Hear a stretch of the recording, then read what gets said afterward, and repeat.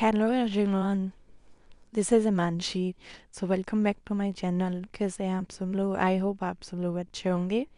और चलिए आज का वीडियो स्टार्ट करते हैं। आज का जो हमारा वीडियो है वो है ग्रीक स्कॉलर्स। तो ग्रीक स्कॉलर्स है जो जोग्राफिकल थॉट के अंदर बहुत सी बार बहुत ज़्यादा पूछे जाने वाले क्वेश्चन हैं नेट जोग्राफी के अंदर। नेट JRF जो एग्ज़ाम होता है जोग्राफी का उसके अंदर। तो आज हम उनको डिटेल से डिस्कस करेंगे।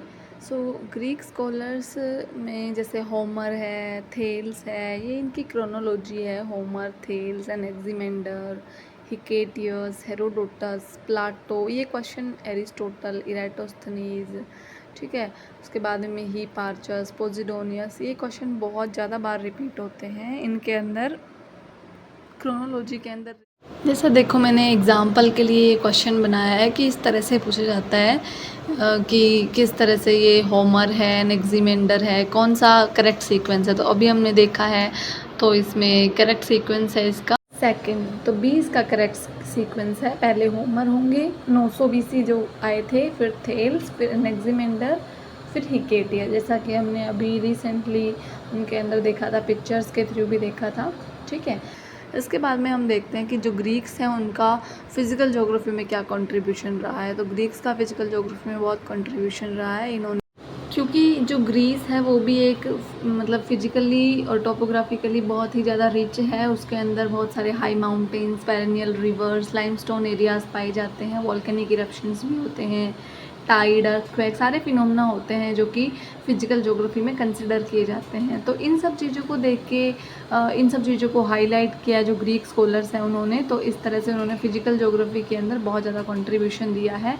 इस तरह से ये 6th और 7th सेंचुरी के अंदर जो ग्रीक स्कॉलर्स हैं उन्होंने ग्रीस का मैप दिखाया था और ये इस तरह से फिजिकल फीचर्स को उजागर किया था। ग्रीक ज्योग्राफी जो है वो बहुत ज़्यादा अहमियत रखती है, क्योंकि जो ग्रीस जो कंट्री थी वो तीनों तरफ से ओशियन से घिरी हुई थी, मेडिटेरियन सी, एजियन सी, आयोनियन सी। तो इस तरह से ये बहुत ज़्यादा इंपॉर्टेंट इसकी लोकेशन थी, जिसकी वजह से जो ग्रीक स्कॉलर्स है वो मोटिवेट हुए फिजिकल ज्योग्राफी के ऊपर स्टडी करने के लिए। तो ग्रीक स्कॉलर्स में सबसे पहले आते हैं होमर। तो आज हम होमर को डिटेल से डिस्कस करेंगे। होमर है, इनको ब्लाइंड बर्ड ऑफ आयोनिया भी कहा जाता है। ये छोटे क्वेश्चंस में भी पूछा जाता है, वन लाइनर में। इसे आप अगर अपने छोटे क्वेश्चंस के नोट्स बनाना चाहें तो वन लाइनर शॉर्ट नोट्स भी बना सकते हैं। होमर की जो 2 पोएम थी जिनका नाम था इलियोड एंड ओडिसी, ये भी पूछी जाती है कि ये इलियोड एंड ओडिसी 2 एपिक पोएम किसकी थी। तो ये भी होमर के द्वारा लिखी गई थी। इन पोएम्स के अंदर इन्होंने इस तरह से उस टाइम की जो सिचुएशन थी ग्रीस के अंदर उस चीज़ को दिखाया गया है। तो ये इलियोड जो इनकी बुक है जिसके अंदर इन्होंने वॉर के बारे में भी कुछ शो किया हुआ है, ये ओडिसी है, ठीक है। तो होमर इन शॉर्ट हम बोल सकते हैं कि इनका क्लासिकल ग्रीक कल्चर पे बहुत ज़्यादा इम्पैक्ट रहा है। और इसके अलावा इन्होंने 4 विंड्स डायरेक्शंस भी बताई थी, बोरस, नोटस, यूरुस और जाइफरस। ये क्वेश्चन भी बहुत ज़्यादा बार पूछा गया है। हर बार आप मान लो एक एग्ज़ाम छोड़ के, अगर दिसंबर में आ रहा है तो जून में नहीं आएगा, जून ऐसा कोई कंपलसरी नहीं है, आ भी सकता है, हर बार रिपीट होता है, कहने का मतलब ये है। तो इनकी अलग अलग वो है करेक्टरिस्टिक्स कि बोरस है वो नॉर्थ विंड है, नोटस है वो साउथ विंड है, यूरुस है वो ईस्ट विंड है, जाइफरस है वो वेस्ट विंड है। इस तरह से क्वेश्चन पूछा जाता है कि बोरस को क्या बोलते हैं। Boreas north wind, strong and cool with clear skies, Eurus east wind, warm and gentle, Notus south wind, Notus south wind, ये सेम सा है। तो इसका बी करेक्ट आंसर है, जैसा ये ऑलरेडी करेक्टली मैच्ड लिखे हुए हैं। ये इसकी एक्सप्लेनेशन है कि किस तरह से होमर ने ये दी थी और उनका क्या मतलब है। बोरस को क्यों नॉर्थ विंड बोलते हैं इसको, क्योंकि गॉड ऑफ नॉर्थ है, इस तरह से। फिर सेकंड स्कॉलर आता है थेल्स। थेल्स 700 BC के अंदर आते हैं। ये फादर ऑफ आयोनियन फिलोसफी इनको बोला जाता है। ये जाने जाते हैं इनोवेटिव यूज़ ऑफ ज्योमेट्री के लिए, ठीक है। इन्होंने ज्योमेट्री का यूज़ बहुत अच्छे से किया था। फर्स्ट स्कॉलर है जिन्होंने अर्थ बॉटम को मेज़र करने का कोशिश किया था। तो इनके बाद में आते हैं एनेक्सिमेंडर। एनेक्सिमेंडर थर्ड स्कॉलर थे जिनको gnomon of Babylon instrument के नाम पर जाना जाता है, क्योंकि उन्होंने वो इंस्ट्रूमेंट खोजा था सबसे पहले, नो मैन, जिसके थ्रू डायरेक्शंस या फिर लोकेशन फाउंड की जाती थी। इन्होंने ये ओटी मैप के बारे में बताया था कि किस तरह से यूरोप, एशिया, लीबिया है और चारों तरफ ओशियन है ना। ये नो मैन ठीक है। इसके अलावा इन्होंने फर्स्ट मैप बनाया था कार्टोग्राफी के बेसिस पे। एनेक्सीमेंडर के बाद में आते हैं हिकेटियस। हिकेटियस है वो फोर्थ स्कॉलर हैं। हिकेटियस 520 BC आते हैं। इनको फादर ऑफ ज्योग्राफी बोला जाता है। Major contribution in systematic geography. NTA भी हिकेटियस को ही फादर ऑफ ज्योग्राफी मानता है, क्योंकि इन्होंने एक बुक लिखी थी डिस्क्रिप्शन ऑफ द अर्थ, यानी कि जैस पीरियोड्स। ठीक है, ये बुक भी पूछी गई थी, which is the first formal book of regional geography. तो ये हिकेटियस की है, जैस पीरियोड्स। ठीक है, ये फर्स्ट फॉर्मल बुक है रीजनल ज्योग्राफी की। It was written in 2 books. In the first book वो यूरोप के बारे में बताते हैं और सेकंड बुक में एशिया के बारे में, जिसके अंदर वो अफ्रीका को भी इंक्लूड करते हैं। ठीक है, तो ये थे हिकेटियस।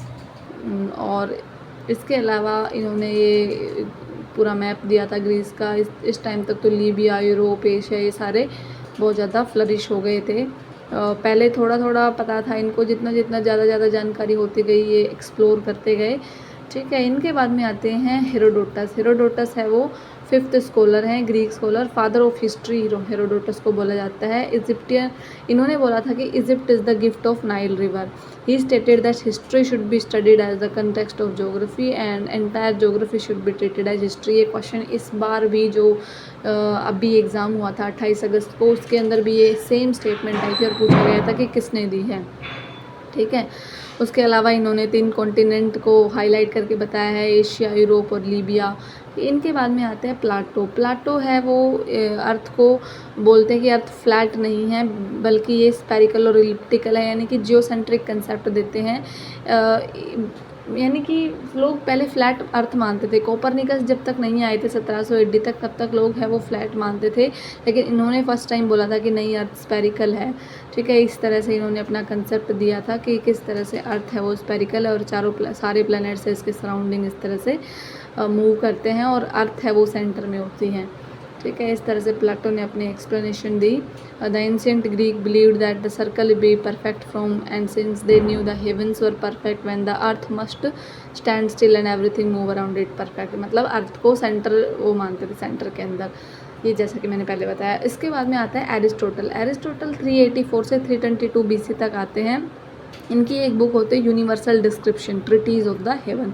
इसको क्लाइमेटोलॉजी या फिर टीलियोलॉजिकल कंसेप्ट के लिए भी जाना जाता है। एरिस्टोटल को इन्होंने अपनी बुक लिखी जो अभी हम बात करा।